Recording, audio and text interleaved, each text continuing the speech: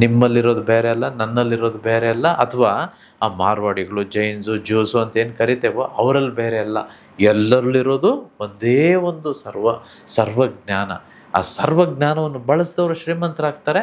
ಯಾರು ಬಳಸೋದಿಲ್ವೋ ಅವರ ಕಷ್ಟಗಳಲ್ಲಿ, ಸಾಲಗಳಲ್ಲಿ ಉಳ್ಕೊಂಡು ಬಿಡ್ತಾರೆ. ನಾವೆಲ್ಲರೂ ಶ್ರೀಮಂತರಾಗೋದು ಬಹು ದೂರದ ಕನಸಲ್ಲ, ಇನ್ನೇನು ಇದು ನನಸಾಗುವಂಥದ್ದು. ಎಲ್ಲರಿಗೂ ನೇರವಾಗಿ ಸಿಗ್ತೇನೆ. ಎಲ್ಲರೂ ವ್ಯಾಪಾರದ ಬಗ್ಗೆ ಕಲಿಯೋಣ. ಅಲ್ಲೇನೇನು ಕಲಿತೀವಿ ಗೊತ್ತಿದೆಯಾ? 63 ಬಗೆಯ ವ್ಯಾಪಾರಗಳನ್ನು ಕಲಿತೇವೆ.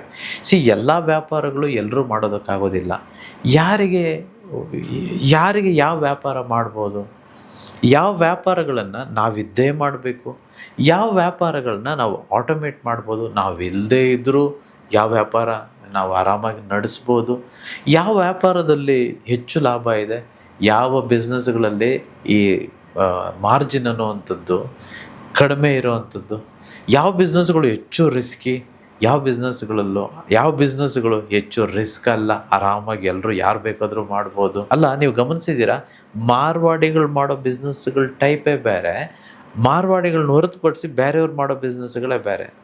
ನೀವು ಬಹುತೇಕ ಮಾರ್ವಾಡಿಗಳನ್ನ ನೋಡಿ, ಅವರು ಮಾರುವಂಥ ಪ್ರಾಡಕ್ಟ್ ಏನಿದೆಯೋ ಅದು ಈಸಿಯಾಗಿ ಎಕ್ಸ್ಪೈರಿ ಡೇಟ್ ಇಲ್ಲದೆ ಇರೋವಂಥದ್ದು ಸೆಲೆಕ್ಟ್ ಮಾಡಿರ್ತಾರೆ. ನೀವು ನೋಡಿ, ಅವ್ರು ಯೂಶ್ವಲಿ ಈ ಹಣ್ಣು ಮಾರುವಂಥದ್ದು, ತರಕಾರಿ ಮಾರುವಂಥದ್ದು, ಹೂ ಮಾರುವಂಥದ್ದು, ಅಥವಾ ಹೋಟೆಲ್ಗಳಲ್ಲಿ ಅಡುಗೆ ಮಾಡಿ ಮಾರುವಂಥದ್ದು ತುಂಬ ಕಡಿಮೆ. ಅವರು ಮಾರೋ ಸಾಮಾನುಗಳೇ ಬೇರೆ. ಹಾಗಾದರೆ ನಾವುಗಳು ಅದನ್ನು ಮಾಡೋದಕ್ಕಾಗೋದಿಲ್ವಾ? ಯಾವುದನ್ನು ಮಾಡ್ಬೋದು ನಾವು? ಯಾವುದಕ್ಕೆ ಎಷ್ಟು ಬಂಡವಾಳ, ಯಾವುದಕ್ಕೆ ಬಂಡವಾಳ ಇಲ್ಲದೇ ನಾವು ಮಾಡ್ಬೋದು?